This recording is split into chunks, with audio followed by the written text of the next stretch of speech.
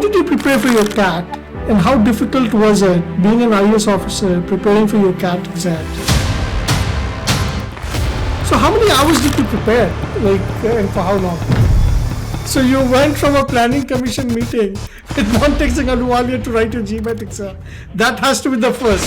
That has to be the first ever. At the end of the day, there is the luck factor always. The other thing is that I read a lot and my verbal skills are also quite good.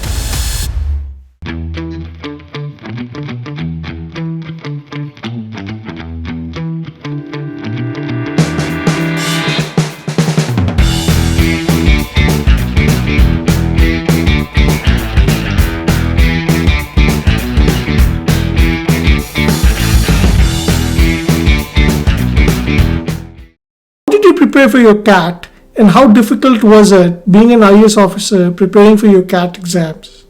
And can you share with us some of those days? So this is again one of the jokes with my elder daughter, where I took the GMAT and I got a very good score in that, and I took and when she took her GMAT, she was struggling, even though she is like PE, and I say, you are PE, you are cutting edge at 24, and you're doing a great job. You can't score so much in GMAT.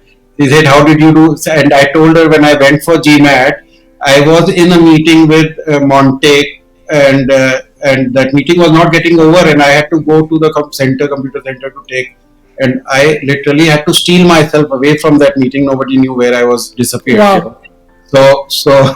So with that, so you went from a planning commission meeting with Montek and Ahluwalia to write your GMAT exam. That has to be the first ever. Yeah, very impressive. And then it's got. So she says, is that something to do with your IQ versus mine? I said, perhaps. No, I'm sorry, but that is just a joke. But I think it was, certain basics in, quantitative stuff, etc., was already very strong from IIT. But I think, and the other thing is that I read a lot, and my verbal skills are also quite good. So my vocabulary was good as it is. My comprehension skills coming out of, as you would imagine, reading large contracts, huge policy documents, summarizing them, etc., were good. So I think I had some advantage on that front. And of course, I took CAT much later than many people do. So I would say that while there is a disadvantage to being working and then doing it, but there's an advantage that silently creeps into you by way of your various skills. So that's really what it is. We are in luck.